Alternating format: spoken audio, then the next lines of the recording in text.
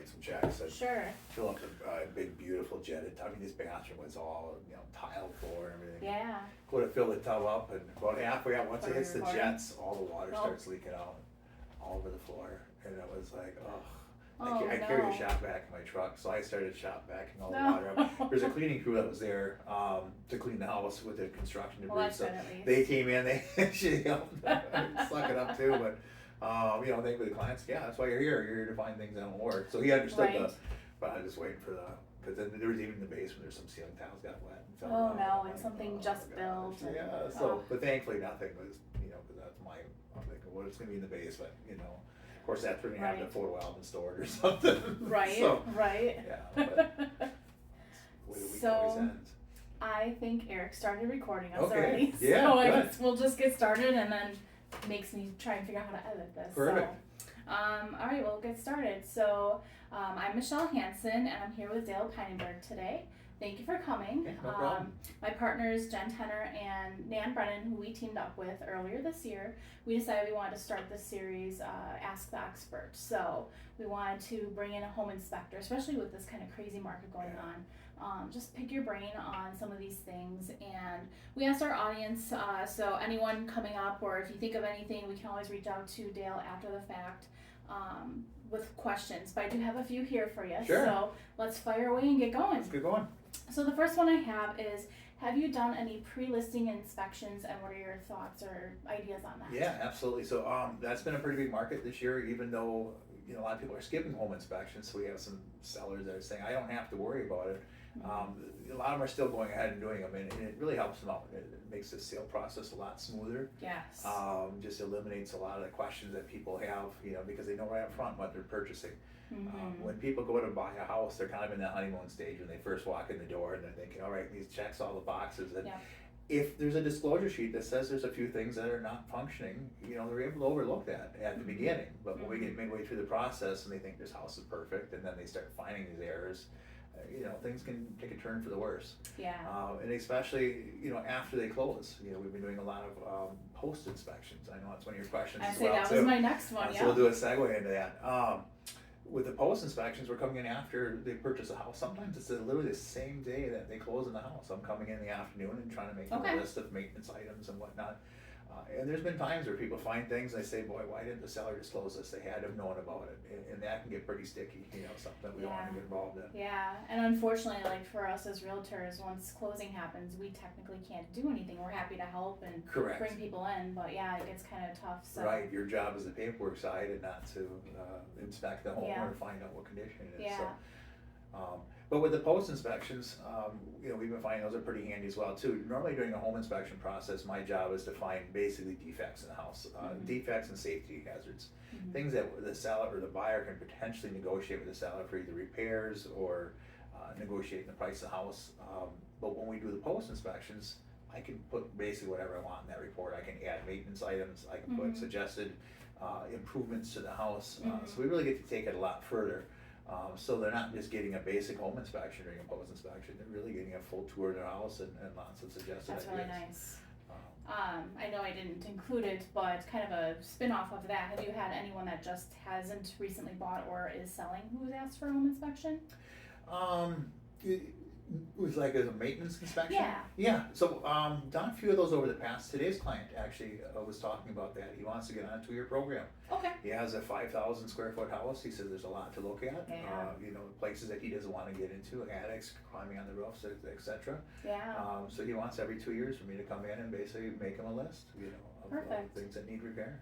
Well, that's a great idea for those of you out there that maybe just want to keep ahead of the game when you own your home and you want to be there for a while. So Oh, for sure. instead of letting something happen that you don't know about for 10, 15 years. Right, then- repairs can get expensive versus just finding out ahead of time. For sure. So the next question I have is, I mean, we kind of touched on it, but what are probably the 3 top benefits of having a home inspection? Sure. Well, the biggest thing is if we're purchasing a house and it's contingent upon the sale, is we're looking to either negotiate sales price, either get a reduction in price if we find a lot of big things, or perhaps have them come and bring some professionals in and have those repaired before closing. That's kind of what everybody's expectation is. Yeah. Now with today's market, some people are putting in their offers limits, saying we're not gonna ask for repairs under a certain dollar amount.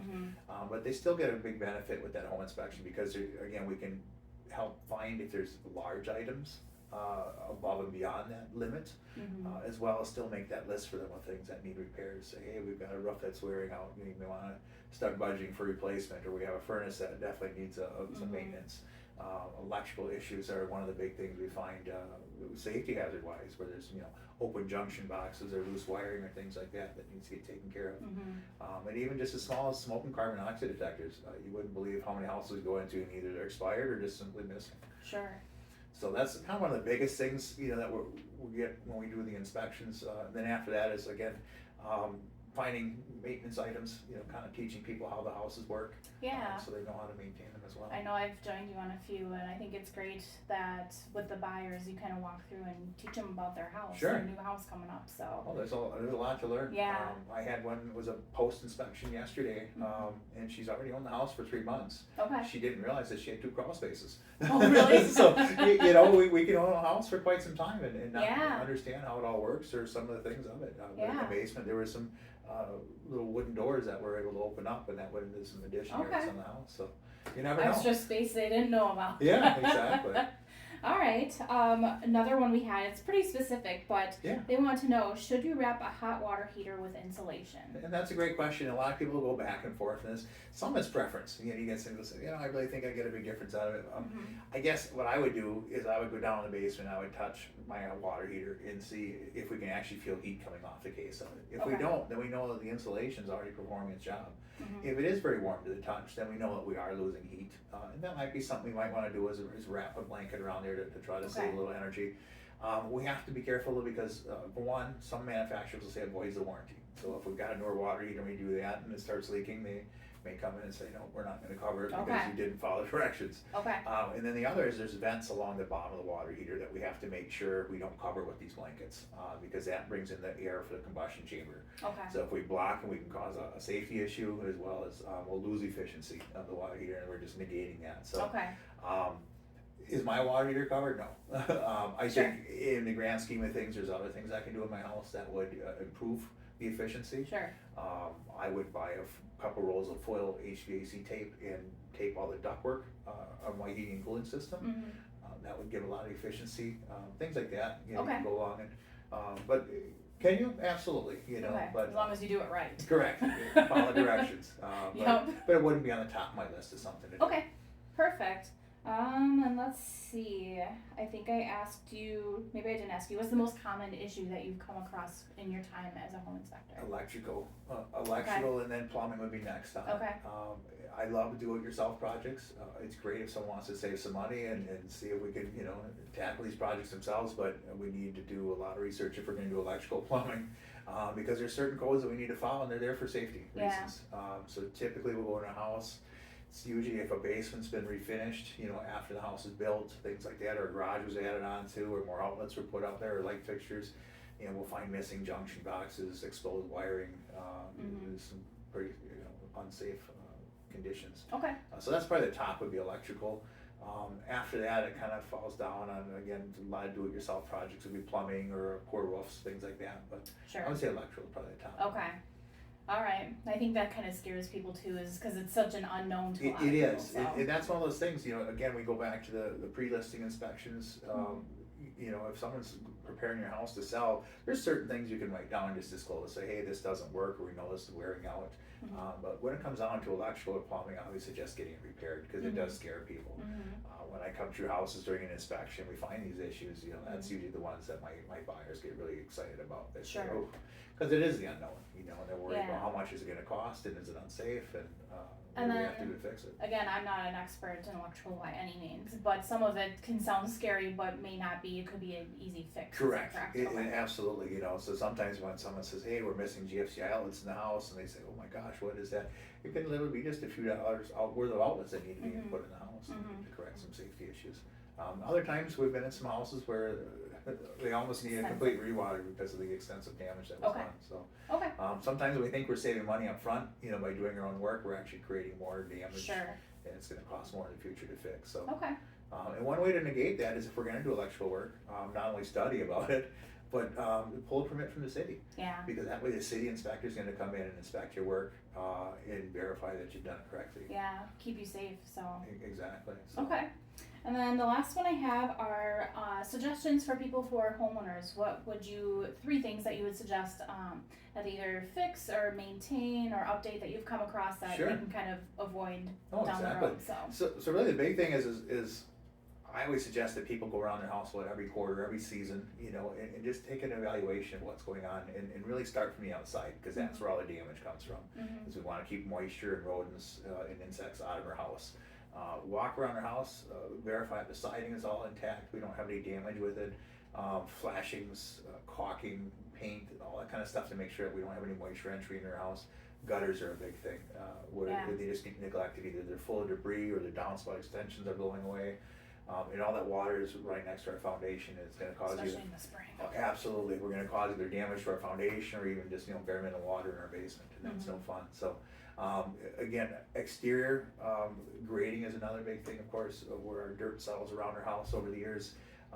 It's probably noted on about 90% of our inspection reports, poor grading, poor grading, poor grading. Yeah. And if we improve that, we can prevent damage to our foundation, so, that would be the big thing, I would say, was start with the exterior and walk around there periodically and check it out, make sure Yeah. we don't have any issues with that. And then after that, we can come inside the house and just start checking out, make sure Yeah. everything's working properly. Yeah. It's a good idea. Kind of like keep an eye on your car, you keep an eye on your house, especially because Absolutely. it's worth way more. Oh, So, absolutely, we check our oil and change oil periodically, and we should Mhm. also do that on the exterior houses, Yeah. check out things. If you're uncomfortable with walking the roof, or doing anything really, any of it, you can hire a home inspector to do that. We come out as a non-biased opinion, we're not looking to sell anything, we're not gonna try to talk you into a new roof or any kind of repairs. We're just gonna tell you how it is. Yeah. We're actually legally not allowed to do any repairs on a house for 2 years after we inspect it, so. Okay. So there's no competition with that, so. Right. And I do a lot of roof-only inspections, if hailstorms come through and people are curious Sure. on how it looks, or even just the age of the roof. We'll come through on an afternoon and just check it all out, write a Sure. report, so. Okay. Well, I appreciate you coming out and meeting with us, and well, my partners are somewhere else right now. Absolutely. But thank you so much. We'll have Dale's information in the comments of this video, so if you are a homeowner and want to schedule for him to come out either just for the roof or come take a look at your house, or if you're in the middle of a transaction and looking for a home inspector, or if you're an agent and want to add a home inspector to your network, Sure, Dale's always happy to, I'm sure, to take on more business. So absolutely. thanks for joining us, and if you have any questions, let us know. Have a great day. Thank you. All right. Thanks, Dale. Mhm. Sounded great, guys.